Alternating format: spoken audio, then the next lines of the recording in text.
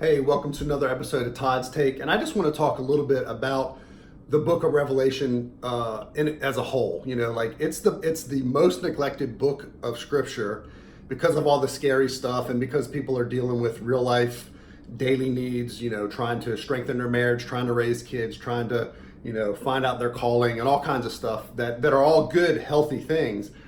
But we've allowed the world to kind of get our eyes off of the one book that has a promise that says you'll be blessed for reading it and taking to heart the things that are in the book. So right there, that lets us know there might be a reason that the enemy's trying to get our eyes off of it. He doesn't want us to be blessed, but God says this is the one book that we need to read to be blessed. Not that we're not blessed by other areas of Scripture, but this is the one book that has a promise. If we read the whole Bible and skip the book of Revelation, it's like going to the movies and leaving before the ending. We miss the best part. We miss the climax and all the fun stuff, and then to see how everything finishes up, how all the loose ends are tied up, and that kind of thing.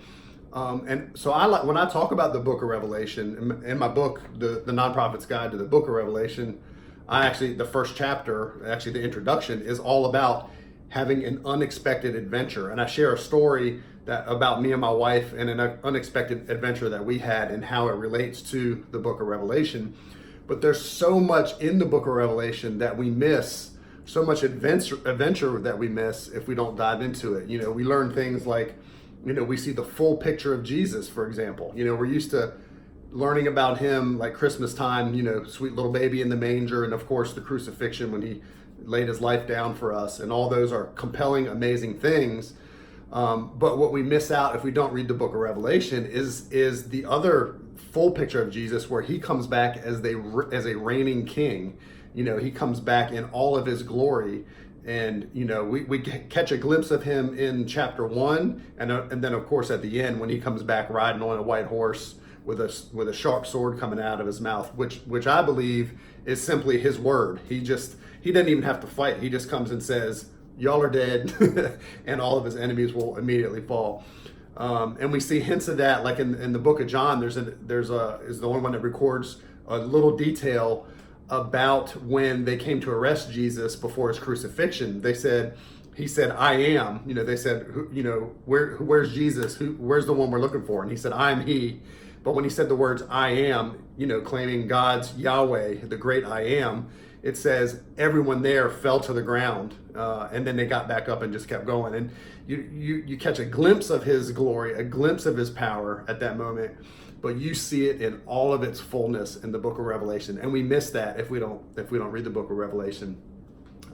Another thing we see is God's direction to the churches, which is us. There's a whole section where he gives 7 letters to 7 churches, which is all personal application for the churches at that time, but also for us right now. It's the most compelling part of the book of Revelation for us personally in terms of personal application, and people miss that.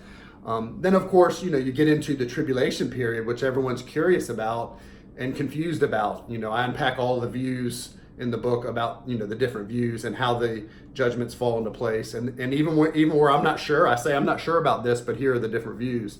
So I try to give you the whole picture, that even if you're not walking away with super formed convictions on your own, you have all the ammo you need to go back and do some research yourself to see kind of where you land on those things. But anyway, all of that and more is in this book, the book of Revelation. There's so much adventure we are literally missing out on if we do not dive in with both feet and embrace it. And another aspect that goes along with it is there's so many things that are the stage is being set in the world right now that we don't even see unless we're reading the book of Revelation. It blows my mind every time I read through it and every time I study a passage, how it links up with modern either technology or cultural trends or religious trends. There's just so many things that John predicted 2,000 years ago that the stage is being set for all of those in our day. And it used to seem kind of hokey, but now that we see like all these things are literally falling into place, it should really get our attention and really want us to study the most neglected book of the Bible. Anyway, this has been Todd's Take. I hope you enjoyed it.